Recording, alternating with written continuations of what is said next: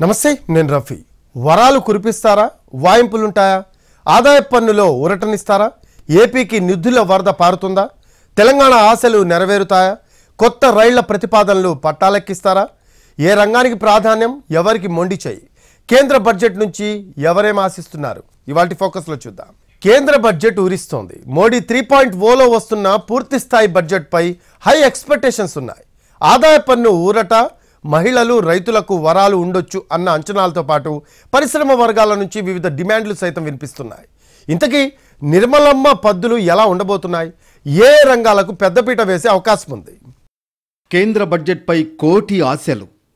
వరాలు కురిపిస్తారా? వాయింపులుంటాయా? Income tax పరిధి పెంచుతారా? అన్నదాతల ఆశలు ఫలిస్తాయా? ఏపీకి నిధుల వరద పారుతుందా? తెలంగాణ ఆశలు ఈసారైనా తీరుతాయా? కొత్త రైళ్ల ప్రతిపాదనలు పట్టాలెక్కిస్తారా? సామాన్యులు ఏం ఆశిస్తున్నారు? కేంద్ర బడ్జెట్ ఎలా ఉండబోతోంది?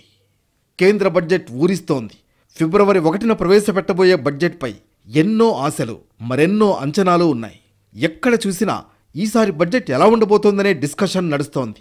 ఈసారి వేతన జీవులకు భారీ ఊరటనిస్తారని ఊహాగానాలు జోరందుకున్నాయి. పన్ను పరిధి పెంచుతారని టాక్ నడుస్తోంది. మోడీ 3.0లో వస్తున్న పూర్తిస్థాయి బడ్జెట్ ఇదే. అందుకే ఓ రేంజ్లో జనం గంపెడాశలు పెట్టుకున్నారు. ఏదో రకంగా ఊరట లభిస్తుందని ఎదురు చూస్తున్నారు. సంకీర్ణ ప్రభుత్వం కావడం, కీలక భాగస్వామి జేడీయూ పాలించే బీహార్లో ఎన్నికలు ఈ ఏడాదే ఉండటం, అటు ఢిల్లీ ఎన్నికలకు కొన్ని రోజుల ముందే రాబోతున్న బడ్జెట్ కావడంతో ఖచ్చితంగా ప్రజాకర్షక నిర్ణయాలు ఉండొచ్చని భావిస్తున్నారు. ఈ క్రమంలో ప్రభుత్వం కొత్త ఆదాయపు పన్ను విధానాన్ని మరింత ఆకర్షణీయంగా తీర్చిదిద్ది ప్రజలను దీనివైపు మళ్లించే యత్నం జరగొచ్చన్న అంచనాలున్నాయి. ఈ బడ్జెట్లో మధ్యతరగతి ప్రజలకు ఊరట కలిగించేలా పలు నిర్ణయాలు ప్రకటిస్తారని అంచనాలున్నాయి. ఆదాయపు పన్ను స్లాబ్లు, జీఎస్టీ రేట్ల తగ్గింపు వంటి పన్నుల సంస్కరణలను ప్రవేశపెడతారని సామాన్యులు ఆశగా ఎదురుచూస్తున్నారు. పన్ను చెల్లింపుదారులు పలు ముఖ్యమైన మార్పులను ఆశిస్తున్నారు. ఎలక్ట్రిక్ వాహనాలపై పన్ను, హౌసింగ్ ప్రయోజనాలతో పాటు సేవింగ్ ఇన్సెంటివ్లలో మార్పులు జరగాలన్న సిఫార్సులు ఉన్నాయి. ఆదాయ పన్ను పాలసీలో ముఖ్యమైన మార్పులు ఉండొచ్చని అంచనా. 2025-26 వార్షిక పద్దులో కేంద్ర ఆర్థిక మంత్రి నిర్మలా సీతారామన్ వృద్ధికి ఊతమిచ్చే కీలక ప్రతిపాదనలు చేయాల్సిన అవసరం ఉంది. వృద్ధి రేటు అంచనాలకు మించి క్షీణించడం, కొనసాగుతున్న ద్రవ్యోల్బణం, ఆగని రూపాయి పతనం, భౌగోళిక రాజకీయ అనిశ్చితి వంటి ప్రతికూల పరిస్థితులు ప్రస్తుతం ఉన్నాయి. ఈ ఆర్థిక సంవత్సరంలో జీడీపీ వృద్ధి 6.4%కే పరిమితమవుతుందన్న ప్రభుత్వ ముందస్తు అంచనాలు ఆర్థిక మందగమనాన్ని సూచిస్తున్నాయి. ఇవి గతంలో ఆర్బీఐ వేసిన వృద్ధి అంచనాల కంటే తక్కువగా ఉండటం, కొన్ని అంతర్జాతీయ ఆర్థిక సంస్థలు జీడీపీ వృద్ధి రేటును 6%కే పరిమితం చేయడం ఆందోళన కలిగిస్తోంది. జీడీపీ వృద్ధికి మౌలిక సదుపాయాల కల్పనపై ప్రభుత్వం పెద్ద ఎత్తున ఖర్చు చేయడంతో పాటు దేశీయ వినియోగాన్ని పెంచేందుకు చర్యలు చేపట్టాలి. ఉద్యోగ, ఉపాధి అవకాశాల కల్పనకు దోహదం చేసేలా బడ్జెట్ రూపకల్పన జరగాలి. ముఖ్యంగా వ్యవసాయ రంగానికి పెద్దపీట వేసి రైతుల ఆదాయాన్ని పెంచేందుకు కేటాయింపులు ఉండాలి. ద్రవ్యోల్బణం దెబ్బకు విలవిలలాడుతున్న మధ్యతరగతి ప్రజానికానికి కొంత ఉపశమనాన్ని కల్పించే దిశగా అడుగులు పడేలా బడ్జెట్ ఉండాలని అంతా ఆశిస్తున్నారు. జీడీపీ పెరగాలంటే వినియోగం పెరగాలి. వినియోగం పెరగాలంటే ప్రజల చేతుల్లో డబ్బుండాలి. గతేడాది పట్టణ వినియోగం తగ్గడం వల్ల దాని ఎఫెక్ట్ జీడీపీపై పడింది. పట్టణ వినియోగాన్ని పెంచేందుకు తక్షణ చర్యలు చేపట్టాలి. ఉద్యోగ, ఉపాధి అవకాశాలను మెరుగుపరిచి జీతభత్యాల పెంపునకు దోహదపడే విధాన రచన అత్యావశ్యకం. ముఖ్యంగా మధ్యతరగతికి ఊరటనిచ్చి వారి వినియోగ సామర్థ్యాన్ని పెంచేందుకు చర్యలు చేపట్టాలి. ఒకవైపు ద్రవ్యోల్బణం, మరోవైపు ఎదుగుబదుగులేని వేతనాలతో దిగువ మధ్యతరగతి ప్రజలు తీవ్ర ఆర్థిక ఒత్తిడికి లోనవుతున్నారు. దీంతో రాబోయే బడ్జెట్లో ఆదాయపు పన్ను మినహాయింపు పరిమితిని 3 లక్షల నుంచి 5 లక్షల రూపాయలకు పెంచి వేతన జీవులకు కొంత ఆర్థిక వెసులుబాటు కల్పించాలని నిపుణులు అంటున్నారు. గ్రామీణ వినియోగాన్ని మరింత పెంచే దిశగా బడ్జెట్లో అడుగులు పడాలి. గ్రామీణ ఉపాధి కల్పన పథకాలకు కేటాయింపులు పెంచాలి. ముఖ్యంగా ఉపాధి హామీ పథకంలో వేతనాన్ని పెంచాలి. ప్రధానమంత్రి కిసాన్ సమ్మాన్ నిధి పథకం కింద అందిస్తున్న 6,000 రూపాయల ఆర్థిక సాయాన్ని కనీసం 10,000 రూపాయలకు పెంచేందుకు ప్రయత్నించాలని అన్నదాతలు ఆశిస్తున్నారు. గ్రామీణ ప్రాంతాల్లో ప్రస్తుతం కొనసాగుతున్న మౌలిక సదుపాయాల ప్రాజెక్టుల అమలు మరింత జోరందుకోవాలి. పల్లెల్లో వినియోగం పెంచేందుకు మరిన్ని ఉపాధి అవకాశాలు కల్పించాలి. వ్యవసాయ, అనుబంధ రంగాల్లో ఉపాధి కల్పనకు కేటాయింపులు పెంచాలి. వ్యవసాయ రంగానికి మరింత రుణ సాయం అవసరం కాబట్టి వచ్చే బడ్జెట్లో రుణ లక్ష్యాన్ని 32 లక్షల కోట్ల రూపాయలకు పెంచాలి. రైతుల ఆదాయాన్ని రెట్టింపు చేయాలన్న ప్రభుత్వ లక్ష్యం సుదూర స్వప్నంగానే మిగిలిపోయింది. వ్యవసాయం లాభసాటిగా మారాలంటే దిగుబడులు పెరగడంతో పాటు పంటలకు గిట్టుబాటు ధరలు దక్కాలి. కిసాన్ క్రెడిట్ కార్డులపై ప్రస్తుతం ఉన్న 3 లక్షల రూపాయల రుణ పరిమితిని 5 లక్షల రూపాయలకు పెంచాల్సిన అవసరం ఉంది. దేశంలో దాదాపు 12 కోట్ల మందికి ఉద్యోగ ఉపాధి అవకాశాలను కల్పిస్తూ జీడీపీలో 33% పైగా వాటా ఉన్న సూక్ష్మ, చిన్న, మధ్యతరహా సంస్థలు సకాలంలో ఆర్థిక సాయం అందక సంక్షోభాన్ని ఎదుర్కొంటున్నాయి. వీటికి రావాల్సిన బకాయిలు పేరుకుపోయాయి. ఈ సంస్థలను ఆదుకునేందుకు PLI పథకాన్ని మరింత విస్తృతంగా వర్తింపజేయాలి. వాటి ఎగుమతులపై మరిన్ని ప్రోత్సాహకాలు కల్పించాలి. ఈ ఏడాది ప్రవేశపెట్టే కేంద్ర వార్షిక బడ్జెట్పై గృహ నిర్మాణ రంగం, పట్టణ రంగానికి చెందినవారు బోలెడు ఆశలు పెట్టుకున్నారు. కీలకమైన రియల్ ఎస్టేట్ రంగానికి పెద్ద ఎత్తున వరాలనిస్తున్నారు. ఈ రంగం పుంజుకుంటే లక్షలాది మందికి ఉపాధి లభించడం సహా వ్యవస్థలోకి భారీగా డబ్బు వచ్చి చేరుతుంది. హౌసింగ్ రంగానికి పన్ను మినహాయింపుతో పాటు రియల్ ఎస్టేట్ను పరిశ్రమగా గుర్తించాలన్న డిమాండ్లో నెలకొన్న వేళ ఈ ఏడాది పద్దులపై అందరిలోనూ ఆసక్తి ఉంది. నిర్మాణ రంగంలో GSTని తగ్గించే విషయంలో కేంద్రం నిర్ణయం తీసుకోవాలని, ఇదే తమ రంగానికి బడ్జెట్ పైన ఉన్న ఏకైక ప్రాధాన్యతని నిర్మాణ సంస్థలంటున్నాయి.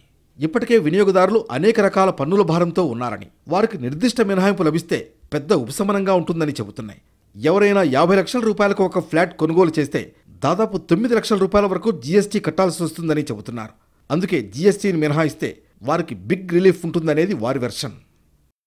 ఇప్పటి వరకు గృహ రుణాలపై 2 లక్షల రూపాయల వరకు వడ్డీ రాయితీ ఇస్తున్నారు. కానీ అది పాత పన్ను విధానంలో ఉంది.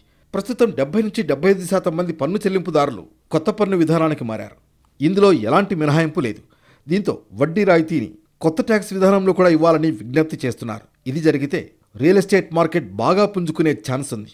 అలాగే గృహ రుణ వడ్డీ చెల్లింపులపై పన్ను మినహాయింపు పరిమితిని 2 లక్షల రూపాయల నుంచి 5 లక్షల రూపాయల వరకు పెంచి మధ్యతరగతి వారు సొంతింటి కలను నిజం చేసుకునే దిశగా వారిని మరింత ప్రోత్సహించాల్సిన అవసరం ఉందంటున్నారు.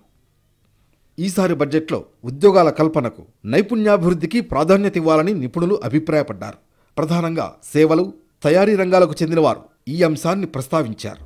బడ్జెట్లో ఇన్కమ్ ట్యాక్సే మెయిన్ ఇంట్రెస్టింగ్ టాపిక్. స్లాబులు పెంచి బిగ్ రిలీఫ్ ఇస్తారా లేదా అనేది అందరిలో ఉత్కంఠ ఉంటుంది. మరి ఈసారి ఇన్కమ్ ట్యాక్స్ మినహాయింపు పరిధిని పెంచుతారా? బడ్జెట్పై పన్ను చెల్లింపుదారుల అంచనాలేంటి? మరింత ఆకర్షణీయంగా కొత్త ఆదాయ పన్ను విధానం ఉండబోతుందా? వేతన జీవులకు నిర్మలమ్మ ఊరటనిస్తారా, ఉసూరుమనిపిస్తారా? కేంద్ర బడ్జెట్పై వేతన జీవులు ఎన్నో ఆశలు పెట్టుకున్నారు. ఏదో రకంగా ఊరట లభిస్తుందని ఎదురు చూస్తున్నారు.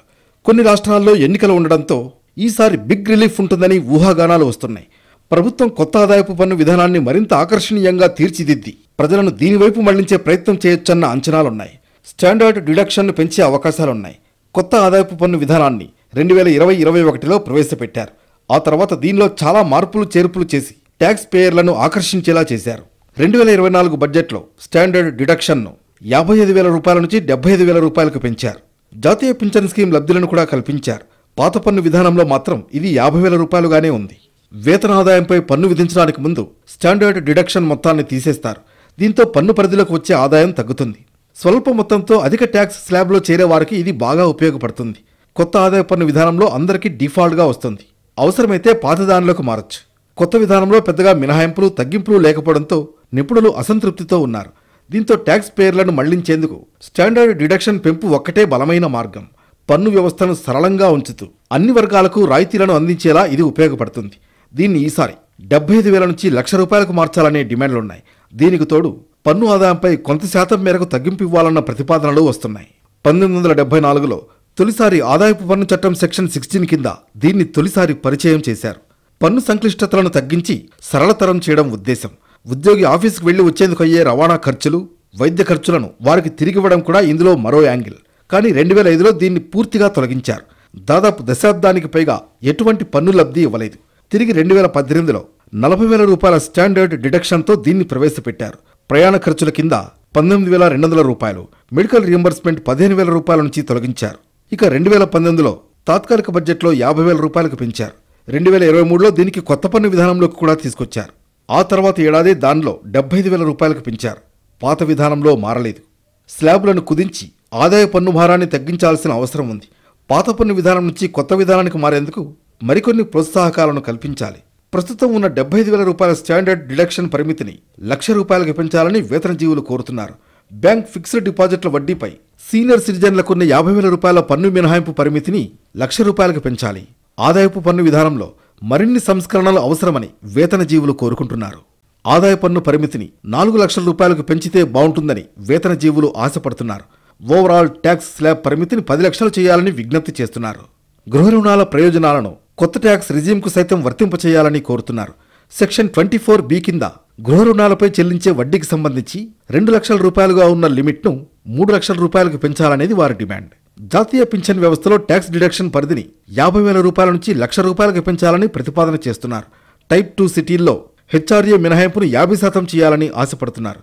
సెక్షన్ 80D కింద ఆరోగ్య బీమాలో వ్యక్తిగత ట్యాక్స్ పేయర్లకు ట్యాక్స్ డిడక్షన్ లిమిట్ను 50,000 రూపాయలకు చేయాలని విజ్ఞప్తి చేస్తున్నారు. అదే సెక్షన్ 80D కింద ఆరోగ్య బీమాలో వ్యక్తిగత ట్యాక్స్ పేయర్లలోని వృద్ధులకు ట్యాక్స్ డిడక్షన్ లిమిట్ను 1,00,000 రూపాయలు చేయాలని కోరుతున్నారు. ఇందులో నిర్మలమ్మ ఎన్ని తీరుస్తారోననే ఉత్కంఠ సర్వత్రా నెలకొంది. ఇక ఏడాది వేతన సంపాదన 10 లక్షల వరకు ఉంటే ఇన్కమ్ ట్యాక్స్ పరిధిలోకి రాకపోవచ్చని ప్రచారం జరుగుతోంది.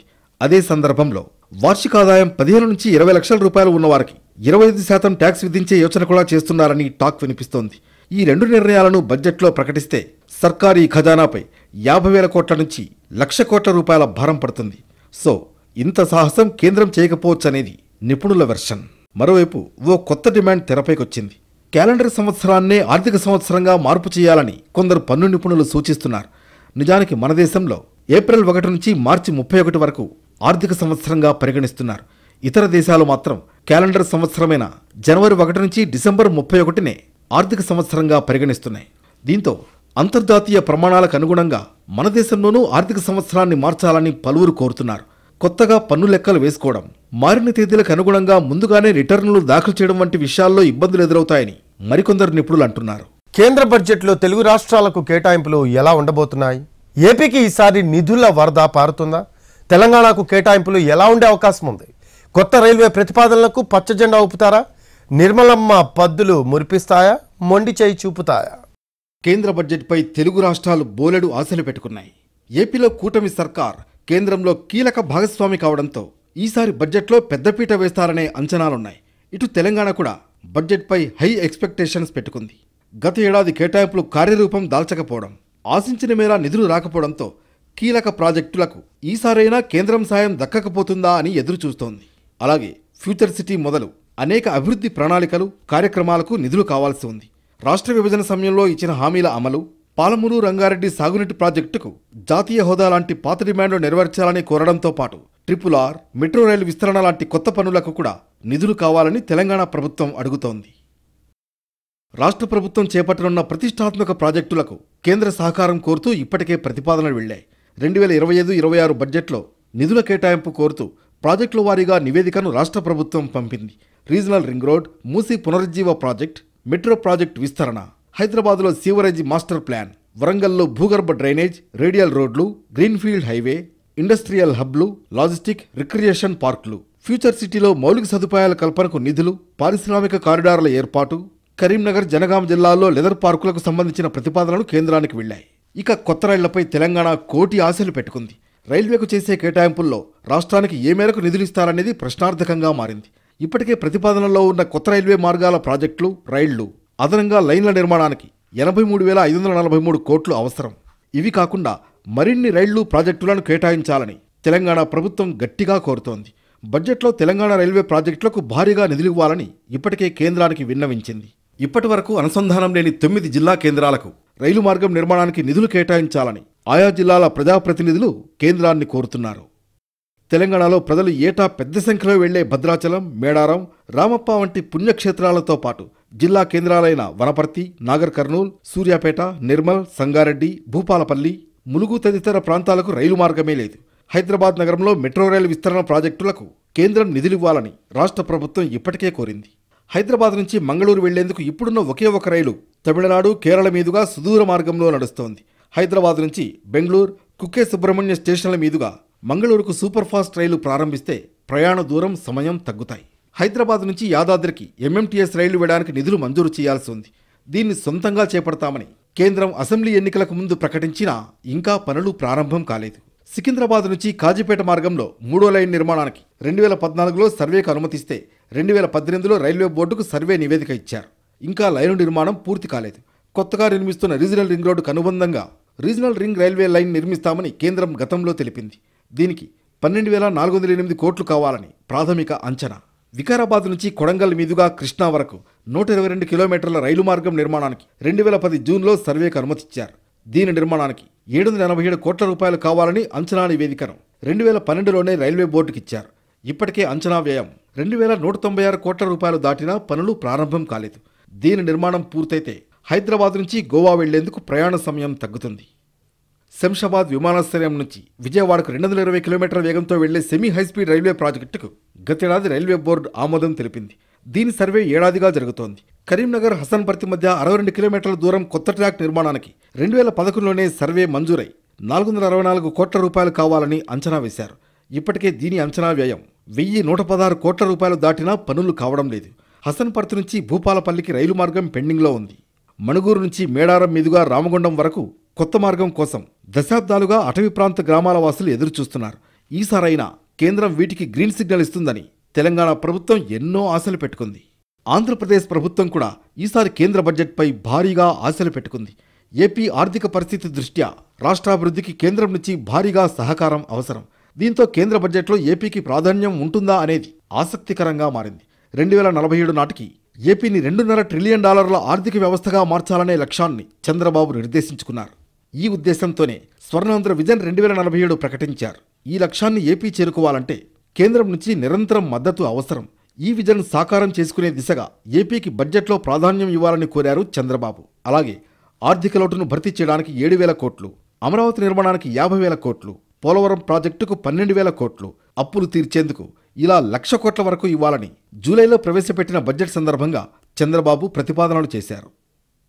ఇటీవల విశాఖలో పర్యటించిన ప్రధాని నరేంద్ర మోడీ ఏపీ అభివృద్ధికి కేంద్రం కట్టుబడి ఉందని స్పష్టం చేశారు.